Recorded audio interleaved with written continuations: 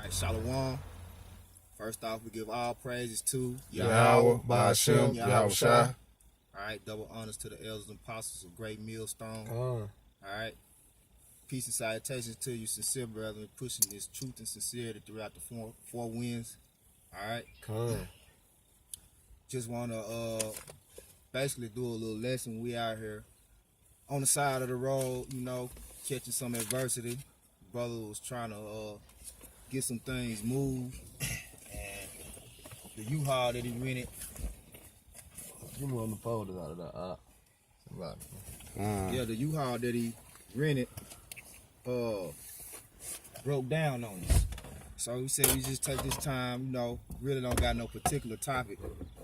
We just gonna go with the spirit, and we just gonna basically call this an open forum. Various topics may come out, we just gonna go with the spirit. But brothers been meditating on Esau and that subtle spirit that he has, like that serpent in the garden.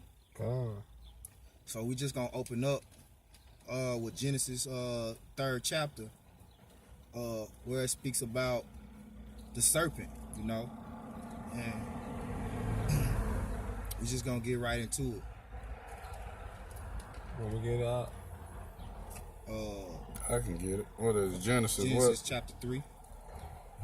Genesis 3 and what Just start at the top. Okay. Start reading. Okay. Get that word. This is Genesis 3 and 1.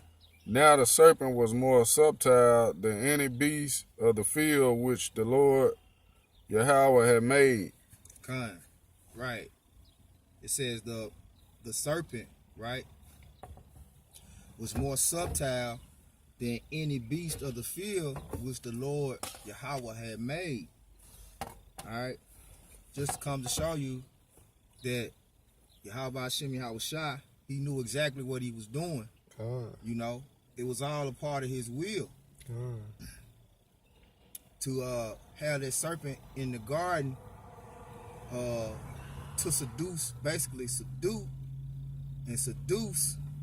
Eve, which was the weaker vessel. Right. And they think that you actually think that a snake gonna talk.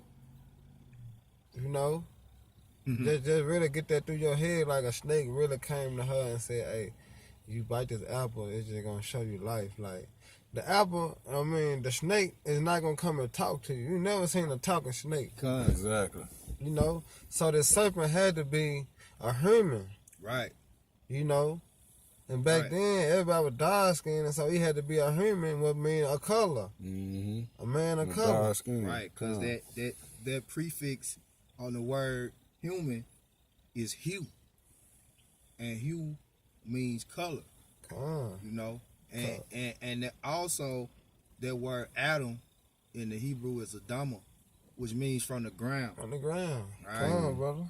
And the ground is different shades of brown. That's right. Now in the blue letter, when you look up that word serpent, it's H.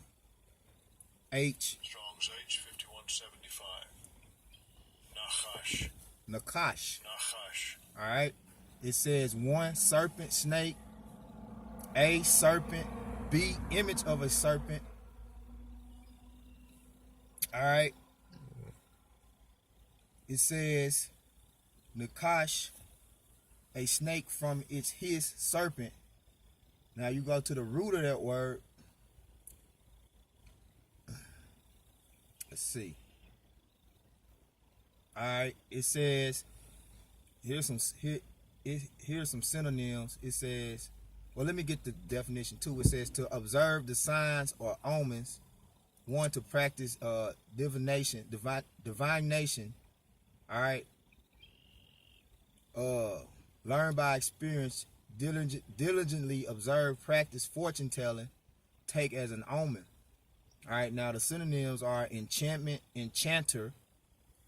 It says certainly learn by experience. Diligently observe. Strong's definition: to hiss, whisper a magic spell, generally to prognosticate, certainly divine enchanter, learn by experience, and diligently observe. All That right, was serpent. right. Yeah, So the that's serpent. That's what he did to Eve. Come. Read the scripture again, bro. Now the serpent was more subtle than any beast of the field which the Lord Yahweh had made. And he said unto the woman, Yea, have Yahweh said ye not eat of every tree of this garden. Right. So that serpent was an enchanter. All right, and he was experienced in those philosophies, which we're going to read. You know, basically that's the fruit, was those philosophies that he gave Eve. All right, and he was experienced in that wickedness. Because guess what? How did he get that experience? The scriptures tell you right there that the Lord made him that way. The Lord made him more subtle than any other beast of the field, right? So he was diverse. He was different from all the other Adamites. Right. All right. Now I'm gonna get that word subtile in the Hebrew. Is Strong's H, 6175. Arum. it says Aram. Second entry. Arum. It says one, subtile, shrewd, crafty, sly, sensible, crafty. Is Esau not crafty? Right? Is he not sly? Come to you with all sensible, you know, soft spoken. Well, I say his word was smooth and butter, but his heart, woe was in his heart. What was in his heart? Hey, we're gonna bring that out. You know, Lord willing, through the Spirit, we're gonna bring these scriptures out that give you all the characteristics of Esau and how they go hand in hand with that spirit that the serpent had. All right. A Strong's definition, it says cunning, usually in a bad sense. Crafty, prudent, subtle. When you brothers get Genesis 25, where it says he was a cunning hunter. 25. Yeah, 25 and 7. 7. Nah, really, nah, it's 25 and and 20. 27. 27. 27. Yeah, cause see, Esau got that same spirit, man. Okay. You know, he That's come, you go ahead. I'll slap he you. come with you all. He come with you with all these crafty techniques. He sly, you know. He know how to say something and mean something else, you know. But he's real good at not showing you what he's really trying to get you to do with his tongue. That's that spirit that Yahweh Ba'Shem Yahushua gave the serpent. All right. Oh, you go ahead, brother. Okay, this Genesis 25 and 26. I'm gonna start at 26. Go ahead, bro. And after that came his brother out, and his hand took a hold on Esau's heel, and his name was called Jacob. And Isaac was 80 years old when she bare them. And the boys grew, and Esau was a cunning hunter, a man of the field, and Jacob was a plain man dwelling in tents. So see, Esau was a cunning hunter, right? Not cunning in a sense that he was actually a smart hunter, but in a bad sense, you know.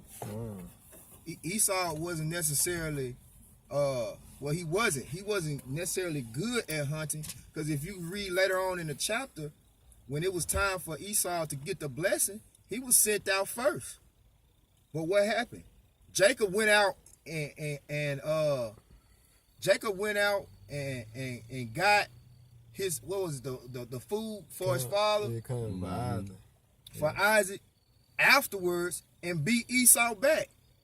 You know, as Esau got away of doing things and getting it done, but he's not what you would say smart, but he got crafty techniques. Like say for instance, when Esau go out and hunt, he know how to dress up in the camouflage. He know how to put certain things on his skin to make him smell a certain way. Yeah. He might piss on his hands. You know, Esau's he filthy, man. Esau literally piss on his hands to and rub himself down with feces or something to smell a certain way to attract the animal, man, and play dead. Yeah. Going back to his craftiness. Con. Esau the one that come out with the damn duck.